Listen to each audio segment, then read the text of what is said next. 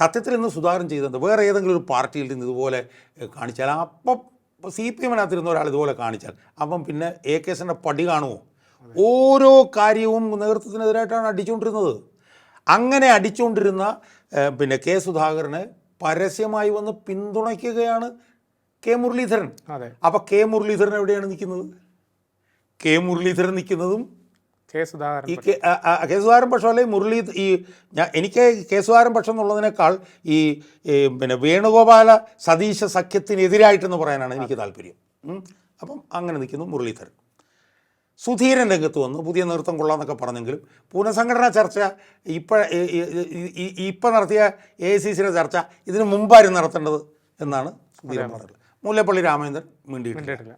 ഹസനൊക്കെ എന്തെങ്കിലും പറയുന്നുണ്ടോ? അതിനകത്ത് എല്ലാം കൂത്തുവാക്കുകളാണ്. അല്ല, ഹസനും കൃത്യമായി പറഞ്ഞു. അന്ന് ഈ ചടങ്ങിൽ തന്നെ ഹസനോട് ചോദിക്കുകയാണ്, മാറ്റിയത് എന്തെങ്കിലും തരത്തിലുള്ള നടപടികൾ അറിയിച്ചിരുന്നോ, അല്ലെങ്കിൽ അത് ശരിയാണെന്ന് വെച്ചാൽ അദ്ദേഹം മറുപടി പറയാതെയാണ് പോകുന്നത്. അതുമാത്രമല്ല, ഇന്നിപ്പോൾ അടൂർ പ്രകാശ് പറഞ്ഞിരിക്കുന്ന കാര്യം, യാതൊരു തരത്തിലുള്ള പിണക്കങ്ങളും കോൺഗ്രസിലില്ല. അങ്ങനെ എന്തെങ്കിലും പിണക്കങ്ങളോ പരാതികളോ ഉണ്ടെങ്കിൽ AICC-യോ അതുവഴി അല്ലെങ്കിൽ AICC വഴി ഈ പറഞ്ഞതുപോലെ KC വേണുഗോപാലിനെ അറിയിക്കണമെന്നാണ് പറയുന്നത്.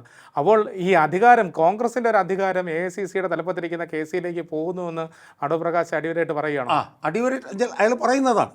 ഇതിനകത്തൊരു ബേസിക് ആയിട്ടുള്ള പ്രശ്നം എന്താ? ബേസിക് ആയിട്ടുള്ള പ്രശ്നം എന്ന് പറഞ്ഞാൽ, ഇപ്പോൾ വന്നിരിക്കുന്ന ഈ ടീമിന് ഒരു കാരണവശാലും പിണറായി വിജയൻ്റെ നേതൃത്വത്തിലുള്ള CPM-ന് ഒരു ജയിക്കുന്നുള്ളത് ഒരു മത്സരം കൊടുക്കാൻ പോലും കഴിയില്ല എന്നുള്ളത് ഉറപ്പായി കഴിഞ്ഞു. അത് ഇപ്പോൾ സണ്ണി ജോസഫ് ആകട്ടെ, അത് ഷാഫി പറമ്പിലാവട്ടെ, അത് വിഷ്ണുനാഥ് ആവട്ടെ, അത് അനിൽകുമാർ ആവട്ടെ, അത് പിന്നെ ഇയാളാവട്ടെ, അടൂർ പ്രകാശ് ആവട്ടെ.